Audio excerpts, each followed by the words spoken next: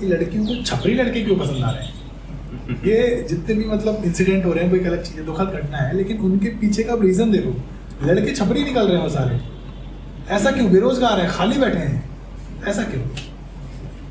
देखिए दीपक भाई, मुझे ऐसा लगता है कि आई थिंक जो आजकल इंसिडेंट हो रहे हैं, वो जो 2-3 मर्डर हुए, आप उनकी बात कर रहे हैं, तो मुझे लगता है कहीं ना कहीं ऐसा इसलिए हो रहा है कि जो छपरी लड़के होते हैं या जिनको हम छपरी कहते हैं, उनमें ना एक, क्योंकि उनका फोकस जो होता है ना, वो सिर्फ इन्हीं चीज़ों पे होता है कि किसी लड़की को इम्प्रेस कैसे करें, क्योंकि उन्होंने ज़िंदगी भर कुछ किया नहीं है, तो वो टैक्टिक्स आती हैं।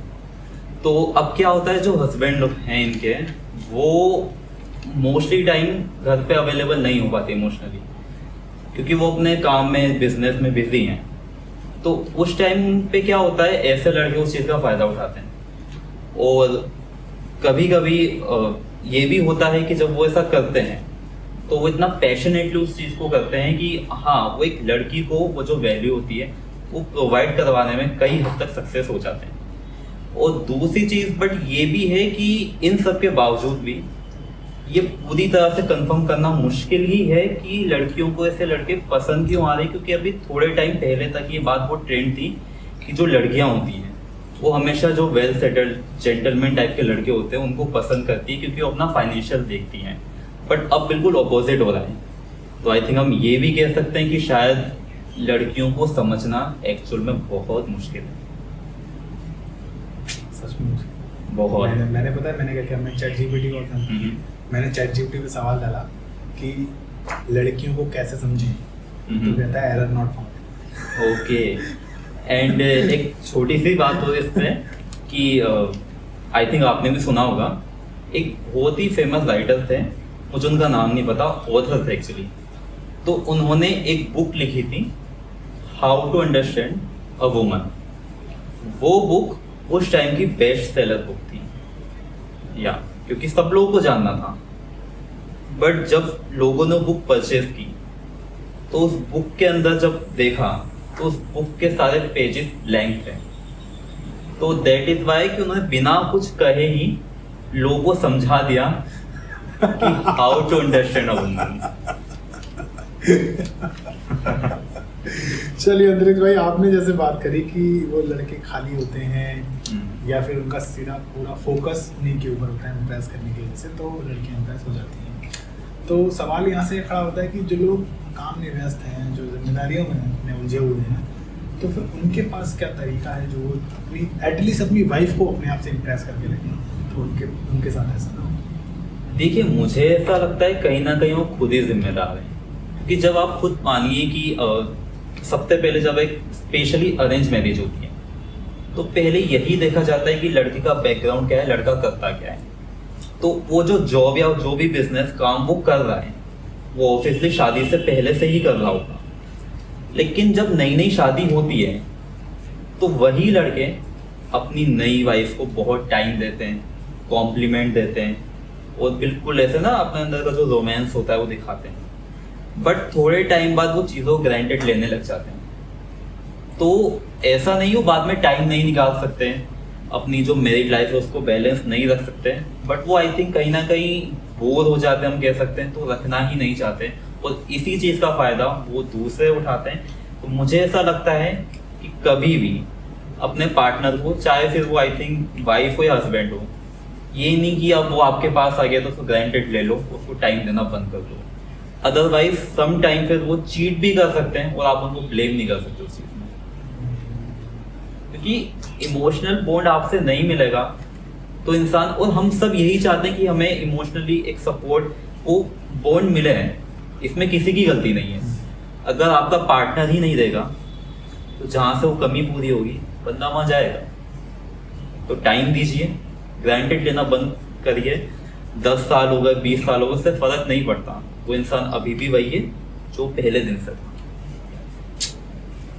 बिल्कुल सही बात है आपकी, टाइम तो देना चाहिए। और हम इंडियंस ऐसा करते भी हैं कि स्टार्टिंग में तो काफ़ी ज़्यादा टाइम देते हैं और फिर बाद में भूल जाते हैं कि टाइम देना है। लेकिन एक बात और फिर यहाँ से खड़ी होती है कि क्या एक टूटते हुए रिश्ते को बचाने के लिए एक ही शख्स की कोशिश काफ़ी रहती है या दोनों तरफ से एफर्ट होना चाहिए? क्योंकि ऐसा भी होता है एक आदमी बिल्कुल ही इंटरेस्ट नहीं रख रहा हो, चाहे वो, मैं ये नहीं कह रहा हूँ शादी के पहले या शादी के बाद, लेकिन क्या एक ही के एफर्ट से काम हो जाएगा या दोनों को करना पड़ेगा? देखिए एफर्ट्स जो होते हैं वो दोनों तरफ ही होते हैं, क्योंकि अगर कोई रिलेशनशिप है तो जो इमोशनल अटैचमेंट है वो दोनों तरफ ही होगा। अगर एफर्ट सिर्फ एक तरफ से आ रहे हैं और दूसरी तरफ से बिल्कुल ही आने बंद हो गए तो फिर आई थिंक उस रिश्ते को बचाने का कोई मतलब भी नहीं है, क्योंकि एक इंसान का पूरा जो अटैचमेंट था वो खत्म हो गया। शायद मे बी कभी था भी नहीं, हम ऐसा कह सकते, क्योंकि मुझे लगता है जब कहीं पर भी कोई अटैचमेंट ट्रू होता है और अगर उसको निभाने की कोशिश की जाती है तो वो खत्म तो नहीं हो सकता, तो कोई एक तो फेक कर ही रहा होता है उसको। चलो एक सवाल और इसके ऊपर लेता हूँ, फिर बिल्कुल। उसका टॉपिक चेंज करते हैं। बिल्कुल। बहुत ज़्यादा प्यार करके बात करते हैं। बात सिर्फ इतनी सी है कि थोड़ा पीछे आते हैं, शादी से पहले हमारी तुम्हारी एज में आते हैं, तो रिलेशनशिप में आजकल बाउंड्रीज बहुत होती हैं। वो लड़का या लड़की के ऊपर करे या लड़की लड़के के ऊपर करे, तो क्या वो बाउंड्रीज होनी चाहिए? क्या मानते हो आप ऐसा? देखिए मुझे ऐसा लगता है कि जब हम किसी को सच में उस तरीके से पसंद करते हैं तो एक वो चीज़ें आती है बाउंड्रीज। अगर हर एक चीज़ में, फालतू की चीज़ों में बाउंड्रीज लग रही है कि तुम ये मत पहनो, यहाँ मत जाओ, ये मत खाओ, तुम ऐसे मत करो, तो वो तो गलत है, वो तो फिर गुलाम बनाना हो गया। बट अगर कोई पर्टिकुलर चीज़ों में बाउंड्री एज लाइक कि अगर कोई भी अपने पार्टनर से पूछ रहा है कि यार तुम उस लड़के से बात क्यों कर दी हो या लड़की से बात क्यों कर दी हो, या अगर जानना चाह रहे हैं तो वहाँ पे हम बाउंड्रीज को जेलेसी कह सकते हैं। और जेलेसी तभी आती है जब आप सच में किसी के लिए फील करते हो। अगर उसको एक सेटिस्फाइड जवाब मिल जाएगा तो वो इस बात पे ट्रस्ट करेगा कि हाँ सामने वाला लॉयल है, और टाइम के साथ धीरे धीरे वो चीज़ें कम हो जाएंगी। बट अगर सामने वाला ठीक से जवाब नहीं देगा या कभी है ना कुछ बात बोलेगा, नेक्स्ट टाइम दूसरी बात बोलेगा, तो वहाँ पे वो डाउट बढ़ता है, वो डाउट बढ़ता है तो फिर वो बाउंड्रीज बहुत गंदी हो सकती है।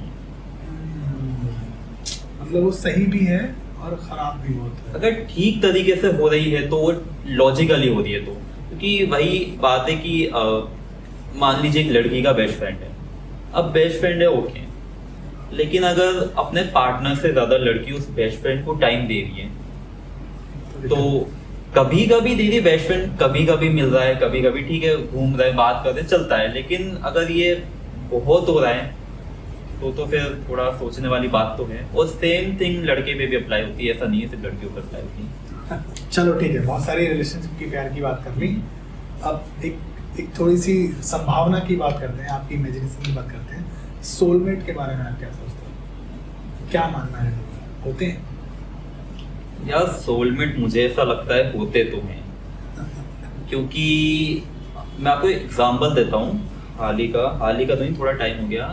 राजकुमार राव बहुत बड़े एक्टर हैं, तो उन्होंने एक इंटरव्यू में बोला था कि उनकी जो वाइफ है वो बहुत टाइम पहले, जब आई थिंक राजकुमार राव अपने स्ट्रगलिंग फेज में थे, तब वो है ना संतू जो सोप आता है उसका ऐड कर दी थी, तो तब उन्होंने उसका फोटो देखा, वो फोटो देख के बस एक बात बोली कि यार वाइफ हो तो ऐसी, मतलब ऐसी लड़की मिले तो मैं शादी कर लूँ।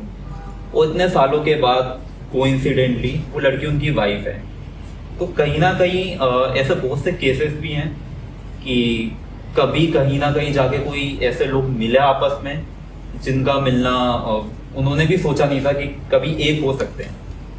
लाइक अगर एक बॉलीवुड का एग्जांपल दें तो हम विकी कौशल, कैटरीना कैफ, जी। क्योंकि कैटरीना कैफ के पास शुरू से ही और भी अच्छे ऑप्शन रहे। जब विकी कौशल एक सुपरस्टार तो छोड़िए स्टार भी नहीं थे, सलमान खान, देन बाद में फिर आई डोंट नो बोलना चाहिए नहीं, बट फिर रणबीर कपूर से भी उनका था। वो दोनों उस टाइम पे बहुत बड़े स्टार थे, हैंडसम है, चार्मिंग है, और विक्की कौशल बहुत बाद में आया है, but still they are very good couple. So मुझे लगता है सोलमेट तो होते हैं। आपकी सोलमेट? ओके, तो इस बारे में आई थिंक मुझे लगता है कि लव लाइफ में मैं बिल्कुल भी अच्छा नहीं हूँ। वो सलमान खान ने बोला था ना अपने इंटरव्यू में एक बार कि मेरी ही गलती होती है। मुझे लगता है मेरी ही गलती है, क्योंकि पहले एक्चुअल में समटाइम्स मैंने भी लोगों को ब्लेम किया, लेकिन अब जैसे जैसे चीज़ें समझ में आई और क्योंकि मुझे लगता है कि मैं जल्दबाजी चीज़ों में जल्दी कर देता हूँ और इतना समझने में किसी को टाइम नहीं देता हूँ, तो मुझे समझना चाहिए। और इसी वजह से मैं शायद अभी हाल ही का रिसेंट कुछ एग्जांपल है, ज़्यादा मैं डिटेल तो नहीं बता सकता, बट हाल ही में मैंने बहुत प्यारे इंसान को इन्हीं गलतियों की वजह से शायद खो दिया है। आई डोंट नो मैं दोबारा उनसे बात कर पाऊंगा या नहीं कर पाऊंगा, बट लिटरली मेरी लाइफ का जो सबसे एक बेस्ट पर्सन हो सकता है वो अभी, और मुझे ये नहीं पता कि अभी वो अपनी लाइफ में सफ़र कैसे कर रहे हैं, तो मैं उनसे माफ़ी मांग सकता हूँ। और एक आई थिंक मैं इसका आंसर थोड़ा लंबा खींच रहा हूँ, बट एक बात जो मैं लोगों से कहना चाहूँगा इस बारे में, क्योंकि आई थिंक मुझे लगता है अभी की जनरेशन को समझाना ज़रूरी है, क्योंकि अभी क्या है ना, लोग कबीर सिंह और एनिमल जैसी मूवी से बहुत इन्फ्लुएंस हो रहे हैं, और एक चीज़ ट्रेंड में आ गई है कि क्या if you are toxic person तो लड़कियां अट्रैक्ट होंगी, लड़कियां तुम्हारे पीछे भागेंगी और तुम्हें प्यार करेंगी। बट मैं उनको यही एडवाइस करना चाहूँगा कि प्लीज़ ये मत करो, क्योंकि तुम हो सकता है थोड़े टॉक्सिक बन के किसी लड़की को अट्रैक्ट कर दो अपनी तरफ, बट वो तुम्हारे साथ रहेंगी बिल्कुल नहीं, क्योंकि मैंने आई थिंक कहीं ना कहीं यही गलती करी अभी, और वो जाएंगी ही परेशान होकर। और इसीलिए अब एक मूवी आई थी ड्रैगन नाम की, साउथ इंडियन मूवी है, उसमें भी एक डायलॉग था कि तुम अगर बैड बॉय बनोगे तो लड़कियां तुम्हारे साथ प्यार में पड़ सकती हैं बट घर कभी नहीं बसाएंगी। तो please be a gentleman. Toxicity में भाई कुछ नहीं रखा, उनकी इज्जत करो, उनकी केयर करो, तभी शायद वो तुम्हारे साथ रहेंगी, वरना बाद में अगर कोई गलत इंसान तुम्हें मिला तो ठीक है, बट अगर कोई बहुत सही इंसान तुमसे खो गया ना, तो जो गिल्ट होगा, और कर्मा कहीं ना कहीं काम करता है, तो वो जो गिल्ट होगा ना, वो तुम सोच रहे हो इंसान साथ कुछ बुरा करके तुम खुश रहोगे, नहीं होगा। वो इंसान के अगर कर्म अच्छे हैं, वो तुम्हारे साथ साफ था ना, वो बहुत जल्दी बाहर निकलेगा, बट जो गिल्ट तुम्हारे अंदर आएगा ना, वो शायद तुम्हें जिंदगी भर मारेगा। तो टॉक्सिक भाई कोई मत बनो अपने पार्टनर साथ, जेंटलमैन बनो, तमीज से रहो। कोई तुम्हारी वैल्यू कर रहा है तो प्लीज उसकी वैल्यू तुम करो, कुछ नहीं रखा भाई सब।